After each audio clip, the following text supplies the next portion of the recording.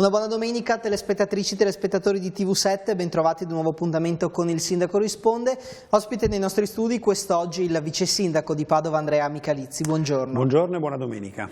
Vice sindaco, cominciamo subito entrando nelle tematiche della città e parliamo di quello che è il grande tema della città, vale a dire il PNRR, perché sono fondi che stanno permettendo a Padova e non solo a Padova di portare avanti tutta una serie di progetti.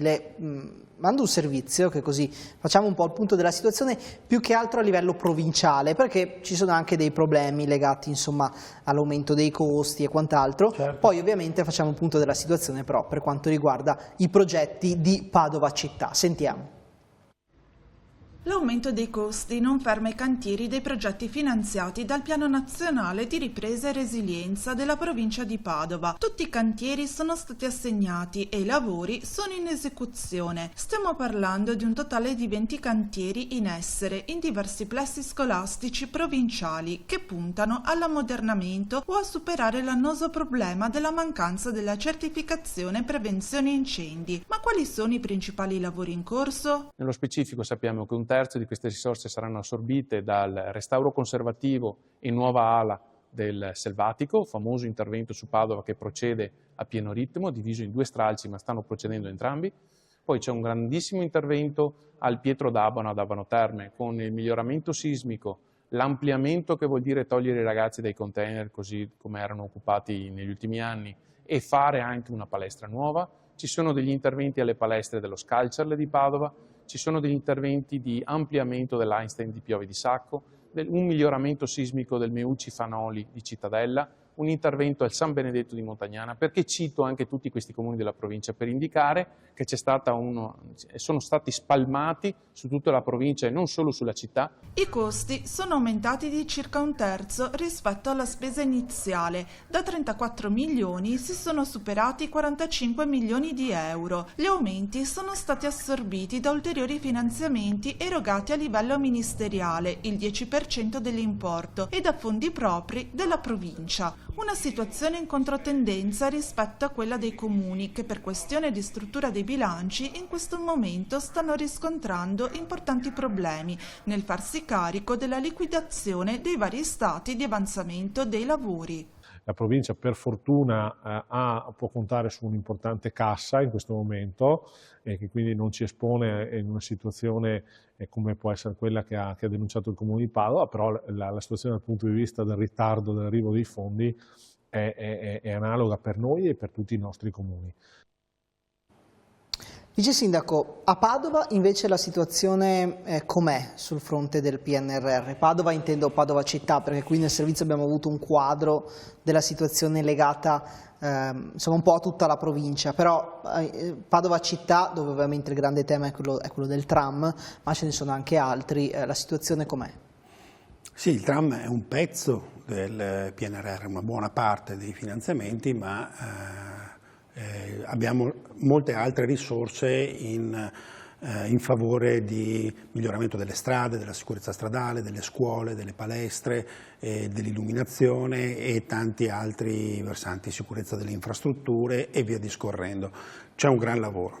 Noi in questo momento siamo impegnati in anche numero di interventi importanti, siamo giusti con la tabella di marcia e con i pagamenti alle imprese, con le tempistiche che dobbiamo rendicontare al Ministero puntualmente. Quindi diciamo che la macchina sta viaggiando bene. Per noi è importante perché questo cambiamento della città con l'opera PNRR è un cambiamento importante che ci farà fare un grande salto di qualità, ma noi vogliamo gestire anche al meglio questa fase, che è una fase anche un po', come dire, intensa dal punto di vista dei lavori in città, ma rispetteremo i tempi e quindi tra un annetto già avremo, come dire, una situazione che va migliorando perché molti cantieri saranno finiti e quindi beneficeremo di questo.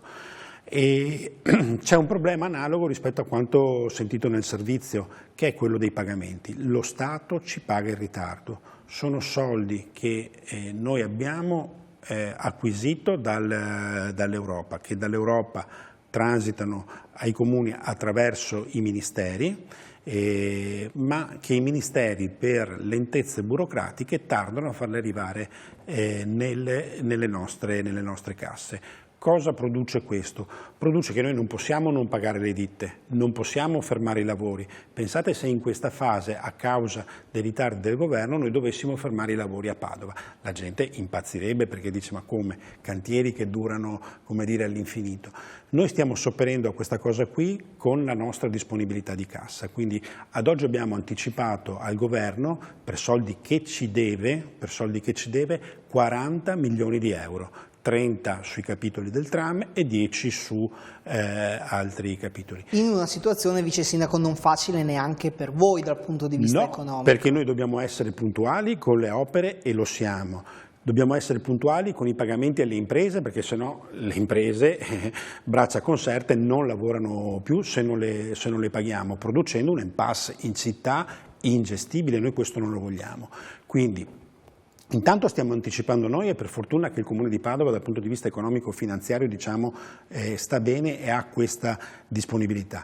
Certo che stiamo comprimendo il nostro bilancio e quindi tutta una serie di risorse che potremo investire, penso alle manutenzioni stradali, penso alle manutenzioni di altre scuole, alle manutenzioni di edifici, non le possiamo, come dire, utilizzare perché le dobbiamo impegnare per pagare quello che lo Stato non ci fa avere, che l'Europa gli ha consegnato. Sono le lentezze burocratiche che questo governo non riesce ad affrontare, che stanno paralizzando comuni come il Comune di Padova, ma come tanti altri comuni. Abbiamo avuto un incontro in prefettura dove abbiamo chiesto al prefetto di farsi carico, e lo devo ringraziare per la buona volontà che ci sta mettendo, perché noi vorremmo spendere le risorse dei padovani per altri interventi che servono, le strade per esempio. Ma non è un po' assurda, vice sindaco, questa situazione? Cioè, com'è possibile che la burocrazia freni interventi così importanti, o comunque nel momento in cui i comuni ottengono dall'Europa questi soldi, l'Europa questi soldi gli gira al nostro paese? Cioè, non capisco com'è possibile che la burocrazia fermi quella che è un iter che dovrebbe andare via regolarmente. Forse è questo che neanche i cittadini capiscono. Ma nemmeno noi lo capiamo, nemmeno io da amministratore, perché noi con il PNRR abbiamo raccolto una sfida. Noi potevamo dire: vabbè, sa che c'è, facciamo 2 o 3 opere, ci accontentiamo di poco e così la gestiamo anche in surplus. E magari avremmo anche avuto meno cantieri in città. Noi invece abbiamo raccolto la sfida del PNRR e abbiamo deciso di presentare tanti progetti. Siamo tra le città campione in termini di acquisizione di fondi dall'Europa. Quante volte la gente dice: i comuni non hanno soldi, ma chiedano all'Europa. È quello che abbiamo fatto. Siamo il capoluogo che dal punto di vista pro capite ha acquisito di più in tutta Italia.